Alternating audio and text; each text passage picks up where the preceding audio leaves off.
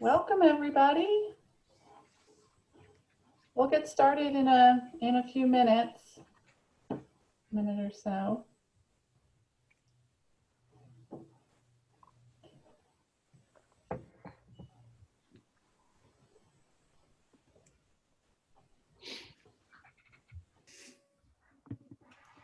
Thank you, everyone, for joining us today. We're expecting a few more people on the call, but I think we'll get started momentarily, a minute. Give people some time to sign on. So, welcome.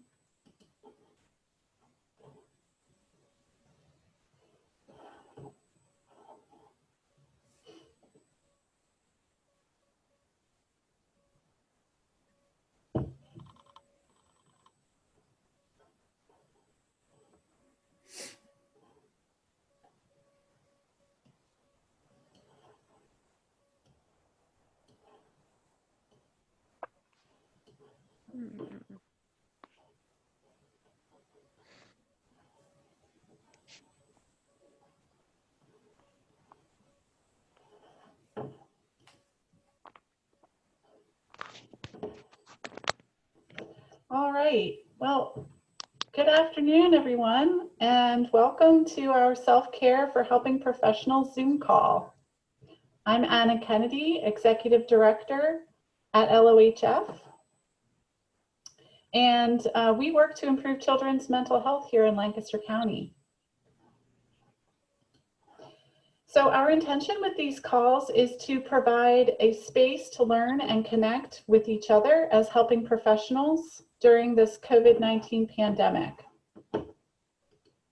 And we are grateful to you for the work that you're doing to help others in our community. And the work that you do to help others during this time is so important, and we're grateful. We ask for your patience as we navigate this together, and we thank you for joining us today. So before I introduce our host, I just want to cover a few housekeeping items. We are recording this call today so that you can revisit this content or share it with a friend or colleague. And we just recently shared links to past calls on our website, LOHF.org. So if you're interested in some of the content that we've covered in the past couple of weeks, you can revisit it there or go check it out, LOHF.org. So we ask that you please keep your mic muted during our call, and we welcome you to participate in the chat. Jeanette just posted a message in the chat so that you see it there on the side of your screen, hopefully. So we also invite you to turn off your video if it helps you to relax and participate maybe more fully in the self-care activities today. I know I've been reading a lot about Zoom fatigue, and we want to be mindful of that, so please feel free to turn off your video if you'd like. So again, just a reminder, we're recording the call. We welcome you and thank you for participating with us today. Now I'd like to introduce our host, John Walker. John is a digital marketing entrepreneur and founder of J. Walker Marketing. He serves on our LOHF Board of Directors, most recently as board chair. So thank you, John, so much for hosting this call today. I'm glad to be here, and I'm glad you're all here. Welcome. I want to introduce our guest, and our guest today is Troy Brindle. I'll give you a little background on Troy, and then we'll get into some question and answer, because Troy is a real authority on some of the issues that we've been covering. So Troy Brindle is founder and director of Integrated Behavioral Health Services and Business Development for Springfield Psychological, which is the largest private behavioral health practice in Pennsylvania. He received his BSW from Cairn University and his MSW from Rutgers, and he's currently an adjunct professor at Cairn University. Troy serves on the board of directors for the National Association of Social Workers in Washington, D.C. He also serves on a statewide task force dedicated to transforming Pennsylvania's healthcare delivery system, which is called the Coalition for the Common Health. So we're very pleased that you're with us today, Troy. Thanks for joining us. Thank you for having me. One of the discussions that we had recently about the challenges that many in the helping profession are facing, you brought up the idea of what you called moral injury. And I wonder if you could talk a little bit about that, maybe define it, and then talk about why that's a relevant topic to be talking about these days. Absolutely. Thanks, John. Yeah, moral injury is a topic that's not necessarily new. It's been around for several years, but it really stems from the old language of compassion fatigue or burnout, other phrases that we've used over the years. Moral injury, we're seeing it happen daily, in the healthcare profession. And a lot of the doctors and nurses and frontline medical providers providing care in the midst of this pandemic are experiencing a lot of conflict between their value system and outside forces that are imposing themselves directly on the value system that they're struggling with. It's very important for medical providers to do no harm. They all take oaths to uphold life and preserve life.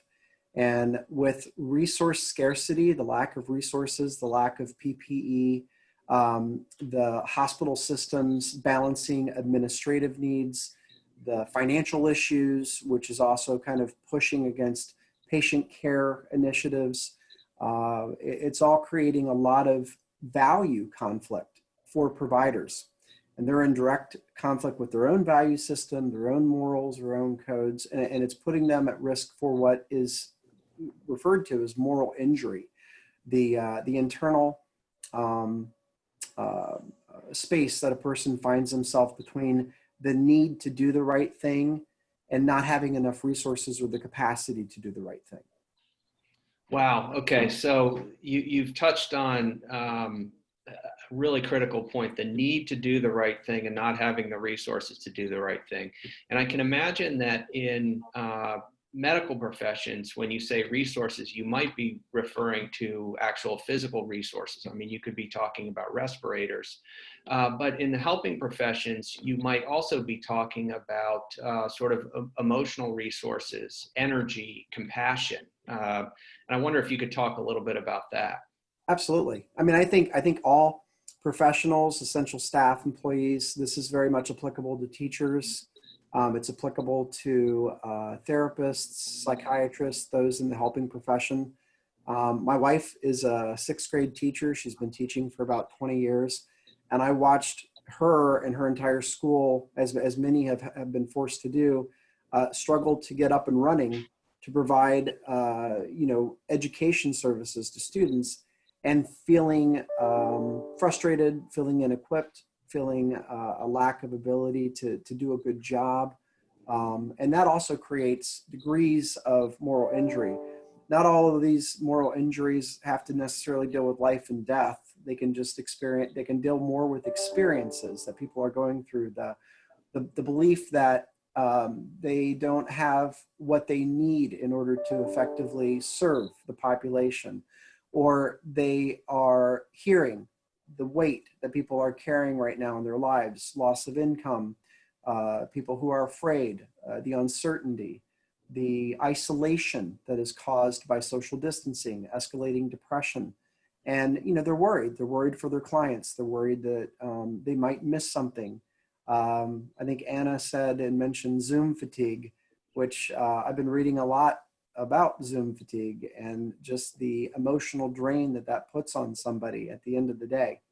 I think a lot of folks are struggling to adjust to this new normal of everything being On the one hand, it's something to be grateful for that we can work and provide services this way. On the other hand, it comes with some challenges and obstacles. And people, now that they're working from home, are really struggling with trying to find that balance between home and work and school.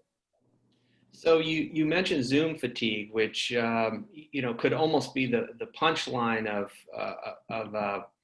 a joke, but it's very much not. And looking at Zoom kind of positively, you'd say, okay, well, this is the way that we connect these days.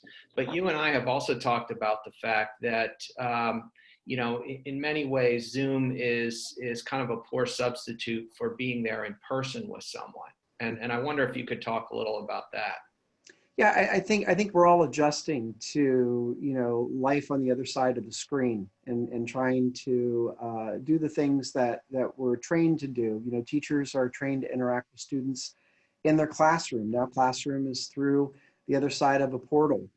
Same way with therapists or doctors and nurses. So people are finding themselves really exhausted at the end of the day because we have to do a lot more emotional work. We have to track in conversations. I have to work harder to attend to facial expressions or nonverbal cues. The concern that you're potentially missing something from a clinical perspective based on not being able to have those nonverbal cues physically in the same space that you're sharing, and worry that folks might be, I would say, keeping some of their emotions deep inside, not wanting you to really know how much they're struggling. So people have been reporting, and even therapists at my own practice have been reporting that, they're averaging about 2 or 3, Zoom sessions, and then they need to take a good 45 minutes to an hour break, where if they're seeing patients inside an office, they could see 6 or 7 people back to back and not experience quite the same drain and the same fatigue. Folks in my age category, I have eye strain at the end of the day, and I've been prone to a little bit more headaches and just tiredness.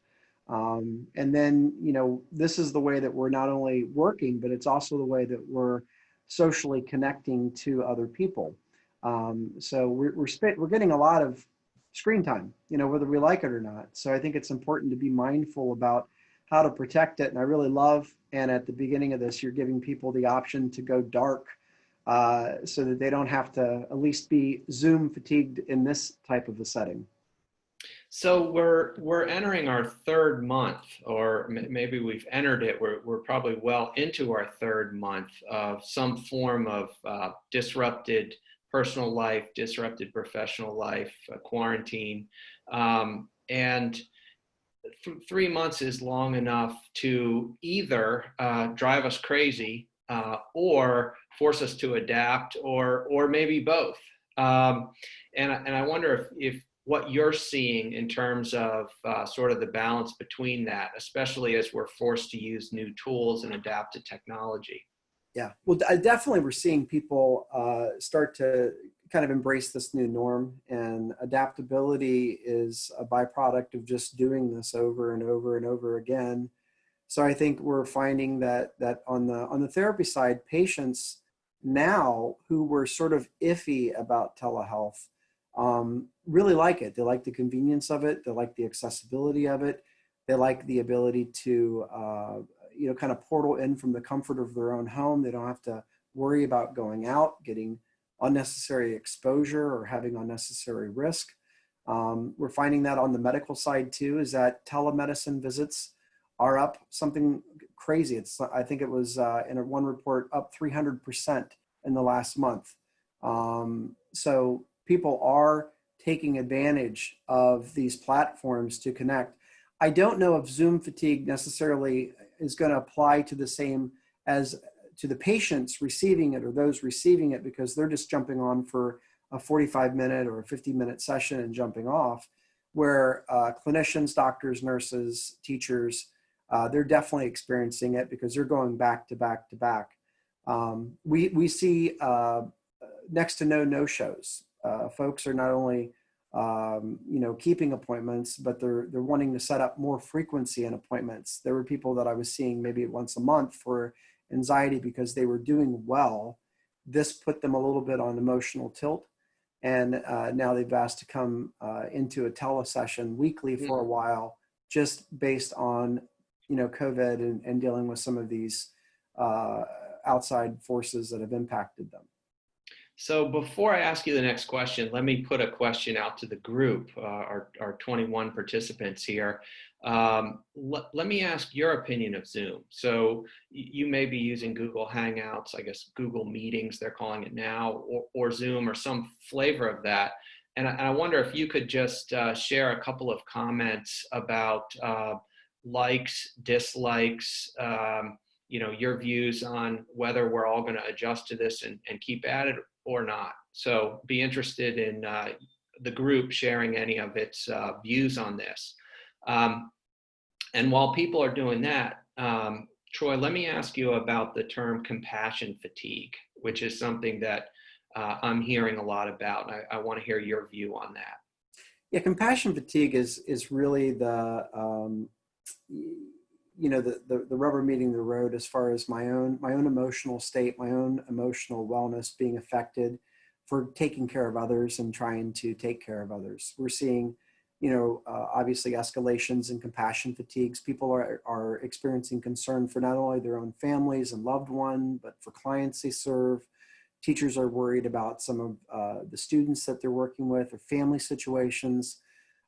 Keep in mind, a lot of the schools, for some of the students, that is the only source that they're getting consistent meals. We have several school districts in our county that high proportional amount of students are on record as that they're eating breakfast and lunch consistently at school, where at home, dinner may be hit and miss, or they may not be having nutritious meals. So, for a lot of folks, there's a lot of concern for taking care of other people and obviously putting yourself at risk by getting kind of stuck in the mud or pulled down into the quicksand of some of the challenges and hurdles that other people are facing.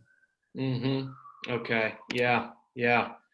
Okay. So looking at the comments, I'm going to read the first one. My only choice for my job is to adjust to this form of meeting with my moms and their babies. Whether or not I will ever adjust to meeting my family and friends this way, I don't think so. Real interesting point.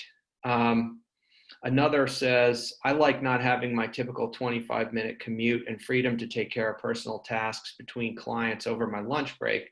Also not having in-person interruptions to administrative tasks is nice. Okay, so I'm kind of hearing some of the pros and cons of that. Another says, very convenient, but I'm definitely experiencing Zoom fatigue. Students I work with, I believe, are as well. Mm-hmm. So kind of a mix. Convenient in some ways, lacking in physical connection. So, Troy, how does Zoom and kind of remote practices factor into your day-to-day work? Sure. Well, we're doing a lot of telehealth. So, I have 10 offices. All of our offices have been closed for about 2 months. I have about 140 therapists that have been flying virtually. We did not provide telehealth services prior to this. We were not one of the practices that were offering a hybrid. We've always done traditional in the office appointments. We also are supporting, beyond just therapy for our practice, we're supporting 78 primary care physician offices with services virtually as well. In addition to doing telepsychiatry, we have about 18 psychiatrists that are doing telehealth. And we had an array of feelings about going virtual. I mean, we didn't have a choice, like some people said on today's Zoom. I mean, this is what we have to do. We don't have a choice at this juncture, but I could see telehealth playing a role by the time we're done, where we could have a hybrid approach. I think some of the positives in this is it's forced more of a rapid embrace by payers, by insurers who are now covering this, where 3 months ago we only had a couple of large payers that would even remotely cover it, and they didn't cover it adequately cost-wise. So I think if we're really trying to promote whole person health and whole person wellness, the role of telehealth is here and should be here to stay. But I think we have to figure out as a group, teachers, therapists, doctors, we have to have a voice in shaping it. What does it look like? What will it look like? in the future. Do I see it replacing in-person appointments? No. Do I see it playing a role and a dominant role in the future of healthcare? Yes, I do. But I think it's up to us to figure out how to shape that and make that work for us and for the patients and families and students that we serve. So someone said in the chat, and I love this, I did not sign up to be good at this. That reminds me of a conversation we had a day or so ago, Troy, where you talked about sort of needing to lower expectations in order to safeguard your sanity. And what are your views on that? Yeah, well, so there's we've all heard of ABCs. You know, we had them taught to us as younger kids. There's an ABC approach that I want to share with the group, that the A stands for awareness, and being aware of where we are, why we're here, the fact that there are driving forces and restraining forces that are impacting us in the moment and pushing us out, all of us, outside of our comfort zone. I think a lot of teachers, a lot of doctors and nurses, therapists alike, we all struggle with perfectionism to different degrees. And we are in probably the most imperfect situation that we could ever find ourselves in. It's unprecedented. It takes us all outside of our comfort zone every day. And I think one of the things that I see people really struggle with is they struggle with still wanting to do that perfect job, or trying to transcend what they did in the classroom or in an office setting or in a doctor's office, try to do the same exact thing. And the reality is that we can't. I mean, we're at a huge disadvantage, unfortunately, based on circumstances. So I think just being aware that the term good enough is a term that perfectionists hate. You know, I equate it to sort of like C+ work. But hey, C+ work in a Zoom environment, in a telehealth environment, it's probably more B+ to A- work for those receiving it, honestly. So we have to give ourselves some credit here and give ourselves some slack, that we're all doing good enough. Balance, trying to find balance. That's the B to the equation. So, you know, being aware of our situation, but also trying to figure out how to balance it the best we can. Everything at home right now is blurred, you know. School is there, work is there, family life, play is there. It's all underneath one roof. So trying to figure out how to structure and set routines that work for you and renegotiate routines. And it's okay when you get on a Zoom call, if you have little kids at home, to let people know, hey, I'm just letting you know I have little kids at home and I might be interrupted. You know, you're not going to lose your job if you get interrupted. You're not, I mean, you know, if anything, look, I've had cats jump on the monitor when I'm talking to people, or a dog comes in, and I've seen more of my patients' personal life this way, where they've introduced me to family members, you know, violating their own HIPAA. I'm not violating it, they are, but nonetheless, they walk me around the house. They show me a picture of their granddad. You know, they're welcoming you into their life. Mm-hmm. And then the last one is C for connections. And it's just the importance of staying connected. So that's the ABC: awareness, balance, connection. That's great. We're almost out of time, and I want to allow time for an exercise at the end. But I also just want to thank everyone for sharing what they did in the chat, because there's some great points in there about work-life balance. There's also, someone raised the point of the challenge with lower income families who may not have access to the technology that enables some of these connections to happen.